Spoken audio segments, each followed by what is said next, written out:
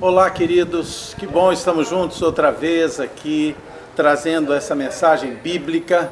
Eu sou Rogério Belan, pastor da Igreja Batista da Freguesia, e dirijo essa mensagem aos irmãos da Igreja Batista da Freguesia e a todos os amigos, todos aqueles que acessam essa transmissão.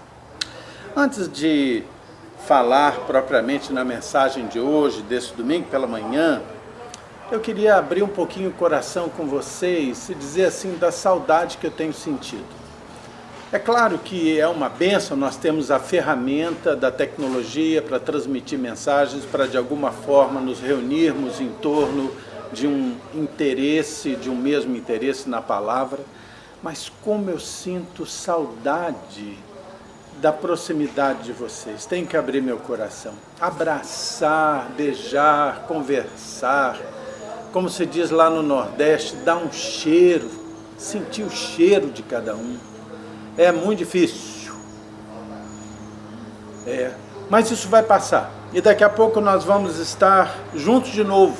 E nós temos que estar firmados nessa certeza e nessa esperança. E estarmos juntos em oração, juntos na meditação da palavra, juntos na comunhão próxima, mesmo que distante. Isso tudo vai passar. Minha avó dizia, e vocês conhecem esse ditado, que tudo passa. E esse momento vai passar também debaixo do cuidado do Senhor. Vamos orar? Feche seus olhos. Deus de amor, muito obrigado pelo teu amor por nós. Muito obrigado por essa oportunidade de falar da tua palavra. Eu agora suplico que o Senhor me unja com o teu Santo Espírito, para trazer palavra que sirva, Senhor, para o coração e para a mente de todos esses que estão ouvindo, Pai. Em nome de Jesus. Amém. Muito bem. Quero falar com vocês hoje sobre algo que está muito presente em nós, que são preocupações. Nós somos seres pensantes, viventes, e é tão comum que nós tenhamos preocupações. Outro dia, conversando com uma pessoa amiga, ouvindo uma pessoa amiga, ela falava sobre a preocupação constante e perpétua dos pais para com os filhos, né? Os filhos vão chegando à adolescência, juventude, chegam à idade adulta, ficam grisalhos e as preocupações continuam. Isso está muito ligado à própria natureza do ser humano.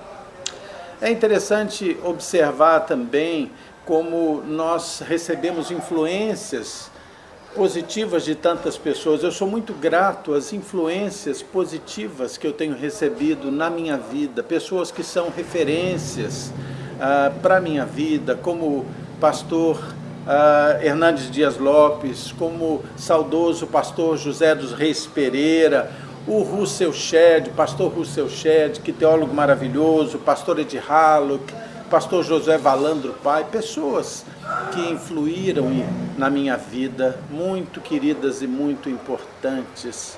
E essa pregação que eu vou trazer a vocês agora tem muita influência desses homens, destaca o pastor Hernandes Dias Lopes. E eu quero convidar você a abrir a sua Bíblia em Filipenses. Abra aí. Filipenses, capítulo 4, versículos 6 e 7, inicialmente. Filipenses 4, versículos 6 e 7. E nós vamos falar sobre a cura da preocupação. A cura da preocupação. Ok? Abriram aí suas Bíblias, Filipenses 4, versículos 6 e 7. Primeiro, pontuar o fato de que a igreja dos Filipenses, ou a igreja de Filipos, era uma igreja extremamente amada do apóstolo Paulo. O apóstolo Paulo, ele diz que aquela igreja é a alegria e a coroa dele. Alegria e a coroa. Isso ele diz lá aqui no capítulo 4, no versículo 1. E é interessante observar que quando ele diz que esta igreja é a minha alegria, a minha coroa, ele não está se referindo à coroa de ouro dos reis, que o grego chama de diadema, mas ele está se referindo a Stéfanos, que é aquela coroa de louros que é dada aos campeões dos esportes, ou seja, recompensa. Paulo se sentia recompensado pelas respostas da igreja de Filipos. Paulo era um homem absolutamente inspirado por Deus, e ele, inspirado por Deus, dirigido por Deus, faz determinadas recomendações aos membros daquela igreja, e ele faz essas recomendações para os crentes de Filipos e, consequentemente, essas recomendações são para nós, porque isso se tornou texto sagrado bíblico. Ele faz recomendações para o resgate da felicidade e para a cura das preocupações. Vamos ler o que está posto em Filipenses 4, versículos 6 e 7, ok? Vamos lá? Diz assim: não andeis ansiosos de coisa alguma. Em tudo, porém, sejam conhecidas diante de Deus as vossas petições, pela oração, pela súplica, com ações de graças. E a paz de Deus, que excede todo entendimento, guardará o vosso coração e a vossa mente em Cristo Jesus. Logo no início do versículo 6 está dito: não andeis ansiosos. Não andeis ansiosos. Queridos, para vencer essa ansiedade, é posto aqui uma forma, um caminho para se vencer a ansiedade, a preocupação. A ansiedade é uma inquietação, uma dor do espírito, que muitas vezes se apresenta como uma forma doentia. A ansiedade é causada por impaciência, é causada por incerteza. A ansiedade é algo que está assolando a sociedade. Há uma visão de que a ansiedade se tornou a doença do século. A doença do século. A Organização Mundial de Saúde, essa que está tão em voga tanto na mídia nesse tempo de pandemia, ela afirma que mais de 50% dos pacientes hospitalares têm ansiedade. E é interessante que a ansiedade também ela é muito generalista, ela não vai assolar nenhuma classe específica, nenhuma raça específica, nenhuma condição econômica específica. A ansiedade assola todas as pessoas, em todas as camadas, em todos os estratos sociais. Nós temos pessoas que estão vivendo grandes preocupações, grandes ansiedades. Primeiro, eu gostaria de ver com você algumas causas da ansiedade. Uma das causas muito claras e dentro da nossa visão, do nosso ambiente, da visão espiritual, é a questão de que tantas vezes nós colocamos os nossos olhares nos problemas e não nas soluções dos problemas. É impressionante como nós ficamos fixados nos problemas, como nós ruminamos os problemas e por vezes não estamos focados nas soluções para os problemas, mas focados nos problemas. Meu pai tinha um dito, uma máxima da vida dele, que muitas vezes me foi muito útil. Papai dizia assim: meu filho, eu não tenho problemas, eu tenho soluções. Primeira questão prática é: olhe para as soluções. Não foque tanto nos problemas. Por vezes nós gastamos as nossas melhores energias nos problemas, em vez de gastar as nossas melhores energias na busca das soluções. Faça isso.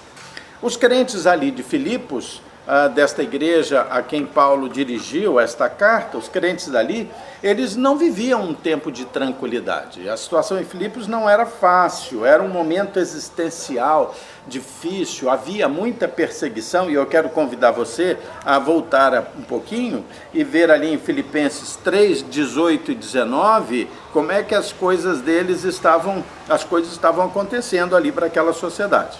Veja lá, Filipenses 3, 18 e 19 diz assim, Paulo diz, pois muitos andam entre nós, dos quais repetidas vezes eu vos dizia e agora vos digo, até chorando, que são inimigos da cruz de Cristo. O destino deles é a perdição, o Deus deles é o ventre, e a glória deles está na sua infâmia, visto que só se preocupam com as coisas terrenas. Era um tempo de perseguição à igreja, perseguição aos cristãos, aos que tinham aquela fé. É interessante observar que esse Paulo, que dá aqui orientações para que eles não andassem ansiosos, este mesmo Paulo estava escrevendo essa carta preso, e numa condição de prisão que era a antessala do seu local de martírio, onde ele seria morto. Mas ainda assim, Paulo estava com o foco em Deus, estava lutando por não haver entrega de nenhum daqueles a quem ele aconselhava, nenhuma entrega à ansiedade, às preocupações que os destruíssem e massacrassem. Se os nossos olhos, eles estão prisioneiros dos problemas e das próprias circunstâncias, em vez de estarem colocados em Deus, que é capaz de governar tudo, nós realmente ficaremos somadamente ansiosos. Uma outra questão sobre os motivos de ansiedade estão fixadas no seguinte: nós ficamos ansiosos quando o que é material se torna importante demais para nós. Quando nós colocamos todas as nossas esperanças, todos os nossos alvos naquilo que é material, isso tende a nos fazer pessoas ansiosas, preocupadas, completamente pressionadas pela necessidade de ganhar e manter aquilo que é material. Esse versículo que nós lemos em Filipenses 3,19, lembre, diz o seguinte: o destino deles é a perdição, o Deus deles é o ventre, e a glória deles está na sua infâmia, visto que só se preocupam com as coisas terrenas. Queridos, nós nos preocupamos demais com as coisas terrenas, com as coisas materiais, com as circunstâncias que nos rodeiam. Nos enchemos de medo daquilo que nem sequer sabemos ainda se é realidade ou não. A ansiedade, ela é capaz de estrangular os indivíduos. Quem sofre de ansiedade já num nível patológico, afirma que a ansiedade é como uma pressão que estrangula. Aliás, o termo que está posto aqui em Filipenses 4:6, não andeis ansiosos, esse ansiosos, na sua versão original, está tratando de um sentimento de estrangulamento. A ansiedade pode tirar o oxigênio das nossas vidas. Ela fragmenta a esperança. E aí, o que acontece é que a desesperança e até mesmo o temor ficam lutando sobre o nosso peito. Agora, a ansiedade também é capaz de roubar as nossas forças para avançar. A ansiedade rouba as nossas forças, porque, além de tudo, a ansiedade é capaz de antecipar na nossa mente a realização e a efetivação dos problemas, mesmo que eles não tenham acontecido ou nem venham a acontecer. É capaz de consumir as nossas forças antes do problema chegar e até se o problema chegar. Outra questão que nós precisamos pensar muito bem é que a ansiedade é capaz de dar voz à incredulidade na nossa mente. Quando nós ficamos ansiosos demais, nós começamos a questionar a soberania de Deus. Será que Deus está no controle de todas as coisas mesmo? Será? Nós começamos a perguntar, será que o Espírito Santo de Deus realmente habita em nós? A ansiedade vai trazendo o questionamento da fé. E eu quero convidar você a manter aí a fitinha em Filipenses 4, mas a vir comigo para 1 Coríntios 12. Venha, volte um pouquinho. 1 Coríntios 12, no versículo 13. 1 Coríntios 12, no versículo 13. Vamos lá? Pode ser? 1 Coríntios 12, versículo 13 diz assim: pois em um só Espírito, todos nós fomos batizados em um corpo, quer judeus, quer gregos, quer escravos, quer livres, e a todos nós foi dado beber de um só Espírito. Ou seja, nós estamos imersos e unidos no Espírito de Deus, no Espírito Santo de Deus. Aí cabe uma pergunta. Mesmo que nós saibamos que o Espírito de Deus habita em nós, Hernandes Dias Lopes faz uma pergunta muito inteligente nos seus escritos e pergunta assim: esse Espírito Santo de Deus que habita em nós, ele já habita, nós damos a ele o lugar de residente ou damos a ele, Espírito Santo, o lugar de presidente? Nós apenas permitimos que o Espírito Santo resida em nós ou permitimos ao Espírito Santo que ele nos presida? Nós precisamos ter uma consciência muito clara da importância de experimentarmos o poder gestor do Espírito Santo na nossa vida, que ele presida a nossa vida. Outro questionamento bastante importante e relevante é pensar o seguinte: para vencer a preocupação, é preciso que haja uma direção a seguir, um remédio a tomar para vencer a questão da ansiedade e da preocupação em nós. Eu quero convidar você a que nós leiamos a segunda parte, voltemos lá, por favor, para Filipenses 4, e nós vamos ler a segunda parte do versículo 6. Filipenses 4, 6, agora dando ênfase à segunda parte. A primeira parte diz: não andeis ansiosos de coisa alguma. E aí diz assim: em tudo, porém, sejam conhecidas diante de Deus as vossas petições, pela oração, pela súplica, com ações de graças. O texto fala, olha, vença a ansiedade. E depois diz assim: o remédio é a oração. É interessante. Olha, é como se dissesse: queridos, eu sei que a vida, eu sei que as situações, elas vão deixar vocês ansiosos. Agora, vençam isso através da oração. Se a ansiedade é doença, a oração é o remédio. Saibam que nada, absolutamente nada, pode substituir o fato de alguém se ajoelhar diante de Deus, clamar a Deus, lançar sobre Cristo toda a ansiedade para conseguir vencer essa questão.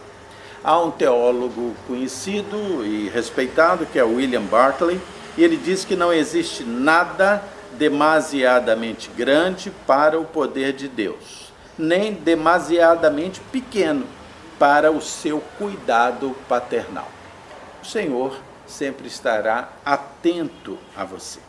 E essa prescrição desse remédio de Deus, nesse versículo que nós lemos, no versículo 6 de Filipenses 4, essa prescrição se dá em 3 doses, e eu gostaria de ver essa prescrição em 3 doses com você. A primeira coisa que o texto diz é: faça as vossas petições pela oração.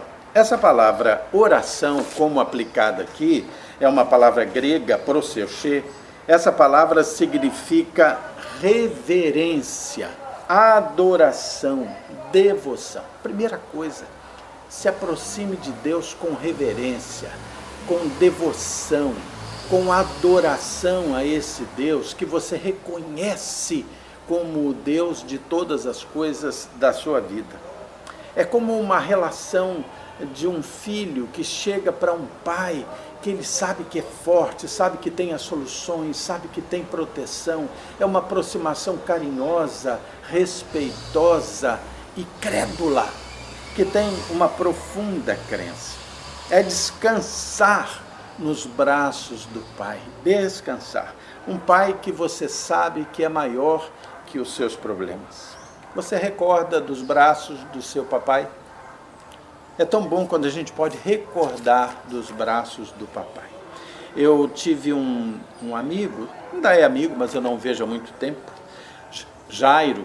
Ele é um homem grande e ele perdeu seu pai muito pequeno. Ele ainda era assim, talvez tivesse 1 ano quando seu pai morreu. E ele dizia para mim o seguinte: a única coisa que eu consigo me recordar do meu pai é de estar nos braços dele, olhando para trás enquanto ele me carregava. Tudo que ele lembrava era dos braços do seu pai. E nós temos que nos lembrar dos braços do nosso pai. E aí, fazer realmente uma oração de adoração. Uma oração que se entrega nos braços do pai. Depois o texto diz assim, olha, pela oração, pela súplica. A súplica é realmente um pedido encarecido. Eu acho interessante, eu já ouvi de algumas pessoas dizerem o seguinte: olha, eu depois que eu me converti, eu só agradeço a Deus, eu não peço nada.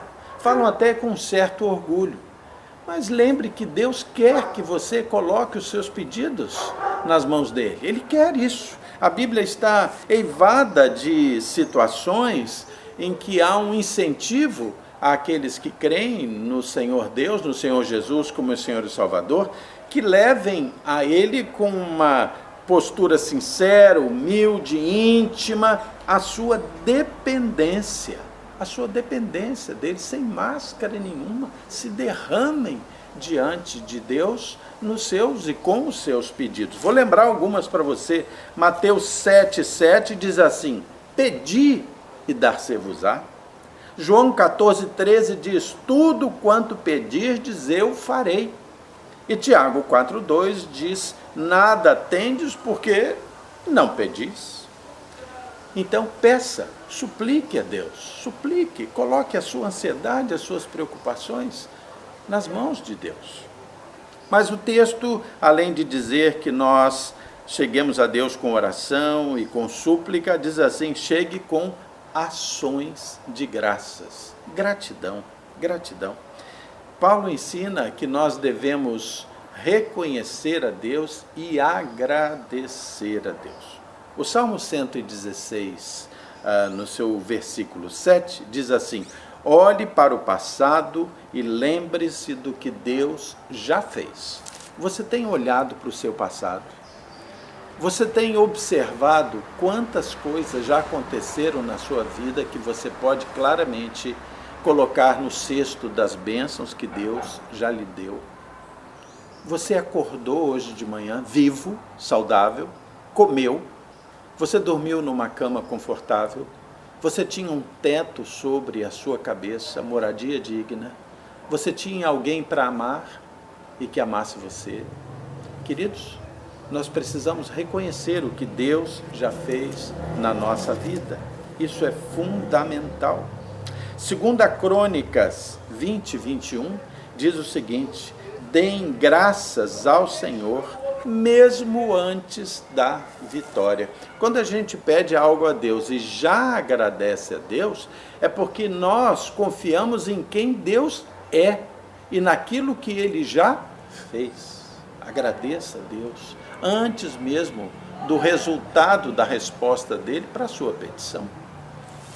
É através da oração, é através da súplica é através da ação de graças ou da gratidão que nós alcançamos a paz que vem de Deus, que nós damos aquela colherada ou as 3 colheradas de remédio para a nossa ansiedade.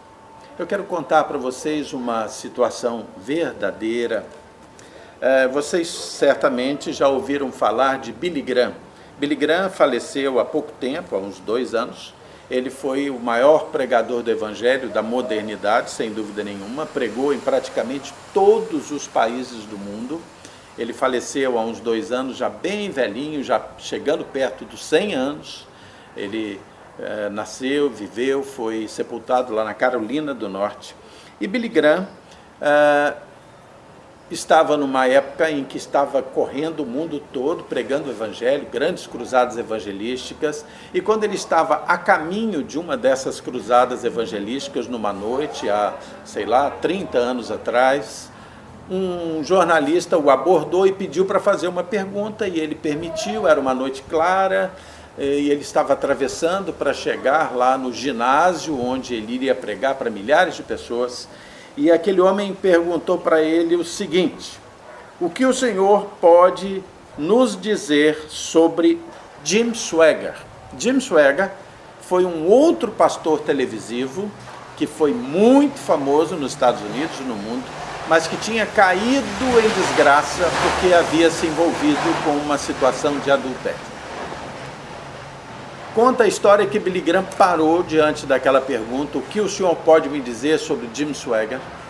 E aí Billy Graham parou um pouco e o repórter ficou esperando, mas daqui a pouco ele abordou Billy Graham de novo e disse: o senhor pode me falar sobre isso? E Billy Graham disse para ele: aguarda um momento, eu já vou responder você.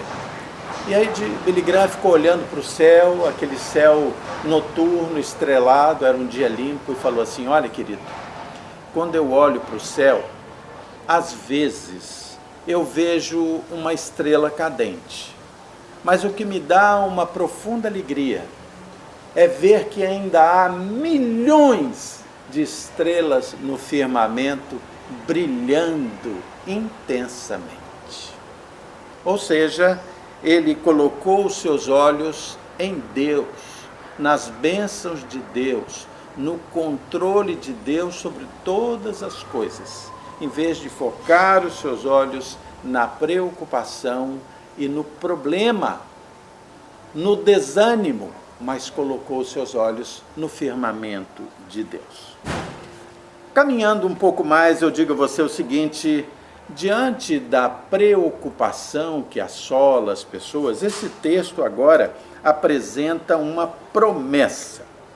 Quando você ora, quando você confia, quando você entrega a sua vida a Deus e as suas preocupações a Deus, você suplica, você ora, você agradece, Deus faz uma promessa de paz ao seu coração. A paz divina é algo que vai muito além do que nós podemos supor, ou da paz humana. Não é essa paz irreal que algumas pessoas procuram dizer que tem, da impossibilidade de ter problemas, ou da inexistência de problemas, porque isso não é realidade, né? Isso não é realidade. A vida tem seus problemas mesmo, seus desafios. Não sei se vocês sabem que a palavra cemitério significa dormitório. Não é essa paz de quem já foi para o cemitério e agora dorme em paz. Há um outro teólogo muito respeitado, que é Bruce Barton, e ele diz o seguinte: a verdadeira paz não é encontrada no pensamento positivo, não, na ausência de conflitos ou nos bons sentimentos. A verdadeira paz procede do fato de saber que Deus está no controle. O apóstolo Paulo, quando escreve essas últimas recomendações aqui, essas últimas cartas que ele escreve, inclusive essa carta aos Filipenses, o apóstolo Paulo está preso, e isso é descrito lá em 2 Timóteo 4, ele está preso numa masmorra, e ele está na antessala do local onde ele seria degolado. A tradição diz que Paulo foi morto decapitado, né? Foi decapitado. Então, ainda assim, com toda essa circunstância, Paulo está escrevendo sobre paz, sobre deixar toda a sua ansiedade aos pés do Senhor. Veja agora Filipenses, nós vamos ler o versículo 7. Volte para Filipenses 4 comigo, nós estamos caminhando para o fim. Filipenses 4, 7 vai dizer o seguinte, preste bem atenção. E a paz de Deus, que excede todo entendimento, guardará o vosso coração e a vossa mente em Cristo Jesus. Prestou bem atenção nisso? E a paz de Deus, que excede todo entendimento, guardará o vosso coração e a vossa mente em Cristo Jesus. A paz de Deus aqui é colocada como se fosse um guarda ou um sentinela celestial. É alguém que está cercando a vida daquele que coloca a sua confiança em Deus. Aquelas pessoas que viviam ali na cidade de Filipos conheciam muito bem a figura do guarda sentinela. Lembre que aquele território todo era dominação romana e havia guardas, sentinelas em torres elevadas em muitos lugares, e eles conheciam aquela figura do sentinela que tudo policia e que protege a sua posição. Esse termo ali, guarda, no seu original, que é Frontline, ele é um termo militar que significa estar em guarda. A paz de Deus é um sentinela que protege você. A paz de Deus é um soldado celestial que protege o seu coração, ou seja, os seus sentimentos mais profundos, o seu emocional, e é um sentinela que protege a sua mente, o seu intelecto. É capaz de proteger os seus pensamentos, as suas emoções, a sua razão. Como é importante voltar para lembrar, orar, suplicar e agradecer, o remédio que vai trazendo essa paz para nós. Orar é lançar sobre Deus as suas preocupações. Queridos, isso é capaz de mudar a vida das pessoas, mudar a nossa vida, nós precisamos disso. Eu quero convidar você, nesse finalzinho de mensagem, a tomar algumas decisões na sua vida com relação a isso. Primeira coisa, pensar, eu vou orar mais, eu vou suplicar, eu vou agradecer, eu vou adorar a Deus, diante das situações mais adversas, como nós temos vivido. Eu vou entregar a Deus a minha vida realmente. Eu não vou deixar que as minhas preocupações sejam um motor da minha vida, mas que o motor da minha vida seja a solução em Deus. Eu vou colocar os meus olhos em Deus. Tome essa decisão, vou colocar os meus olhos em Deus. Uma outra questão para que nós pensemos é, eu vou orar de forma contínua. Eu vou orar mais, eu vou orar sempre. E esse é o remédio. Eu vou adorar, eu vou pedir e eu vou agradecer. E finalmente, tome a seguinte posição, eu vou descansar na paz de Deus, porque há a promessa dele de proteger a minha mente e o meu coração. Amém? E aí, olha o que está posto aqui no finalzinho desse texto de Filipenses 4, o que é que vai acontecer depois que você tomar essas decisões.